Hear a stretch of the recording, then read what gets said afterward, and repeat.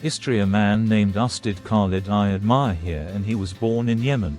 He is the principal of one of the schools there. One night he was sent a short message that read, "Die as a martyr." Ustad Khalid said, "After that message, I could not leave the house for a week, and I also called a plumber to replace my door and put an iron door on it.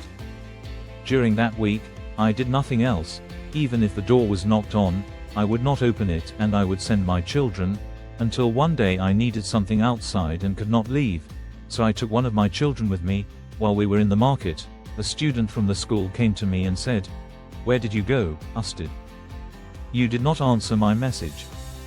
I said, 'Which message?' So he said to me, 'In the message I wrote to you last week.' I said, 'When will the certificates be available?'